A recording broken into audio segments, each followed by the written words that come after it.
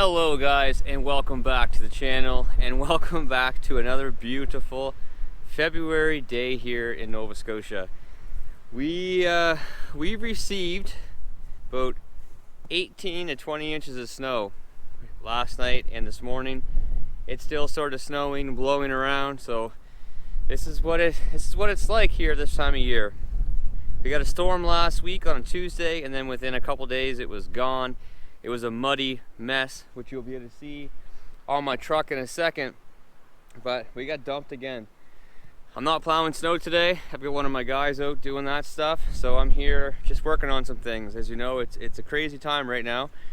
But the topic at hand, why should I or should I not trade in my 2020 F350 single rear wheel for a new 450? So if you guys have been paying attention during some videos, even back in the summer, I was doing a mulching job and I started mentioning about a 450. But recently I've thrown in some hints along the way of potentially getting a 450 and getting rid of this truck.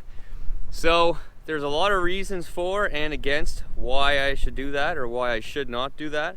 But first, let's take a look at the truck. All right, so if you are new to the channel, first off, shame on you. But secondly, this is a 2020 F350 Platinum 6.7 Power Stroke. So this is, you know, the Platinum model to work off of. So it's already got tons of options. Obviously, the highest end is the Limited, but other than some interior features and a little paint matching stuff here and there, the Platinum and the Limited are virtually the same. So when you look at this truck, it obviously is not stock. I've done some modifications to this truck. So I did a 2.5 inch ready lift leveling kit in the front with a track bar drop bracket to make room for these 37 1250 20 Falcon Wild Peak AT3Ws and these 20x9 zero offset Dirty Life DT1 wheels.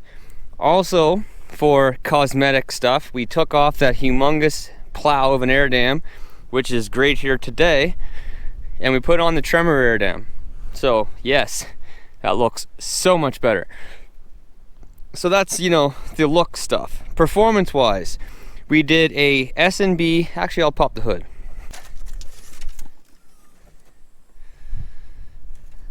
So performance wise, the first thing we did was the snow.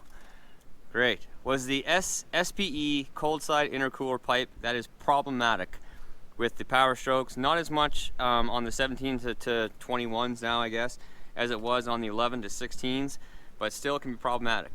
Then of course we did the SPE hot side intercooler pipe, and we topped that off with the S&B air intake system. So that's underneath the hood. So we've got some, you know, modifications done here. We put some time into this, put some money into this to get this thing performing and sounding better than what it did from factory.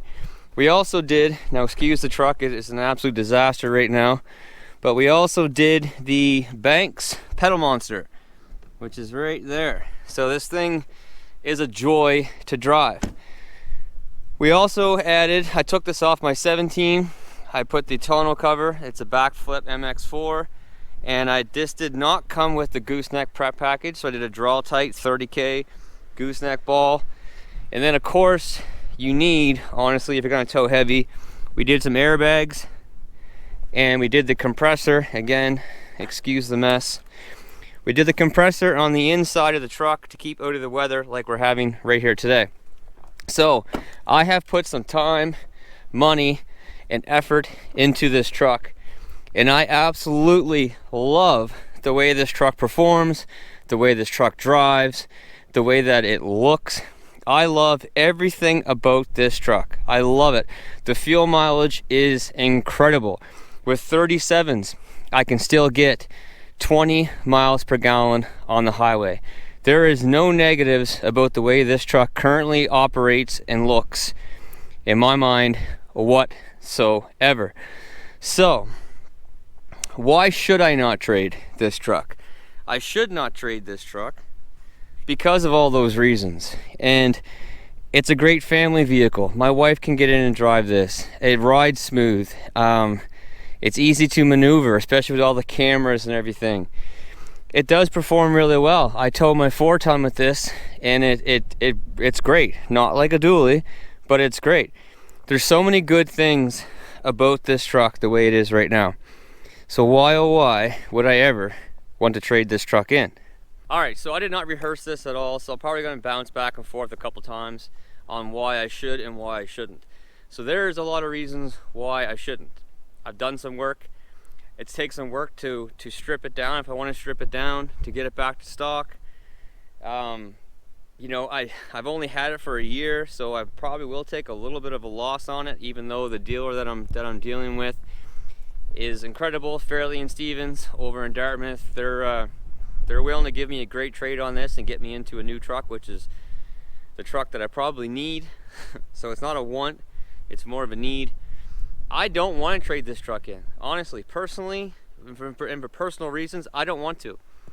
Now I know in the last couple of years I've bought, you know, a few things. The 4Runner I'd swapped out, excavators. You know, I've spent some money trading stuff in that didn't need to be traded in technically. And some people might think I just want to spend money, I just want the new and the best thing. That is not the case whatsoever. I traded my 250 in on this truck because of payload. When I bought this truck, the only excavator that I had was my 8-ton.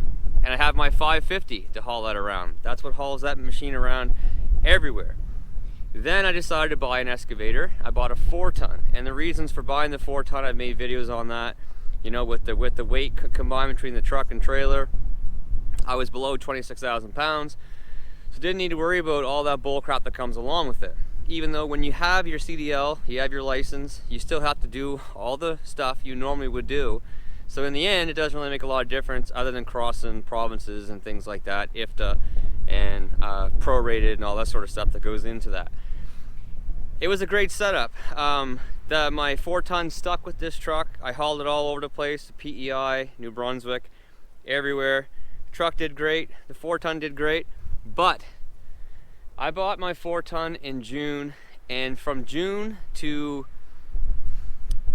September, October, there was at least 20 times where I needed to shuffle stuff around, shuffle guys around, shuffle trucks around, haul the 8-ton back here, haul the 4-ton up to a job site, just switching back and forth all the time because the 8-ton is just so much more capable than the 4-ton. The 4-ton has its niche, it does great, but the 8-ton, it can do everything. And the only truck that could haul that would be my 550. So I'm always shuffling guys around, shuffling trucks around to try to make things work. I spent way too much energy and way too much time doing that. So all the reasons why I don't want to trade this truck in are personal reasons. The reasons that I want to trade this truck in for a 450 is for business reasons and just to make things so much better going forward. The 450 would haul the 8-ton. Then I would have 2 trucks that can haul everything. Now, another thing to add to that is I'm looking at adding more equipment. So we didn't really go crazy with advertising and trying to find a lot of work in a certain area because we knew we weren't going to be living where we were just outside of Halifax. We knew that that's not where we were going to be. So why gain this huge clientele or gain this, you know, this big network and then move and, you know, probably give that work up. So now that we know we're going to be living over at the new property, you know, I'm going to look for a lot more work. I'm going to start advertising and I want to get more work. So we did buy a property. That there's a lot of work to do to that. Not the home property, but another property, a development property. There's a lot of work to do there. So why get someone else to do it if I can do it myself? So we are looking to add more equipment. So yes, I am looking at another excavator, another big one. You know, big as in what the truck can haul, 8, 9 ton, which would mean another trailer. You know, we're looking at a skid steer. So there's all kinds of things that are going on. So just business-wise, it makes sense. I'm not strapped to what I can do. I already have another 350, which is my plow truck, my 19. That would stick around. That truck's not going nowhere. I'm not trading that in. I don't care. That truck is a beast. It's not the easiest thing on fuel, but it's a beast. That's not going nowhere. This truck would be the one getting traded in. So with that said, I actually did go ahead and order one.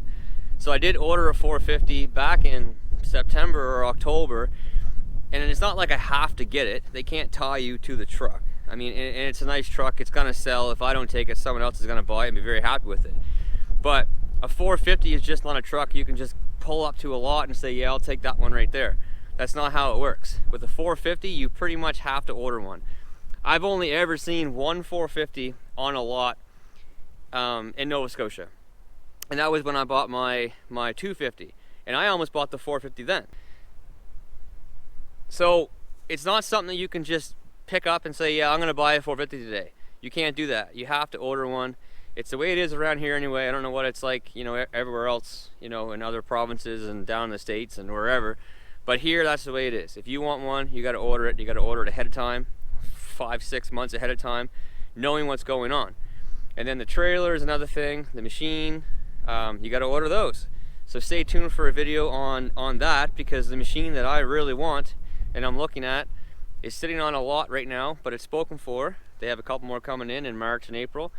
So if I add more equipment, I need another truck that can do it. I don't want to get involved in tandems and stuff like that right now.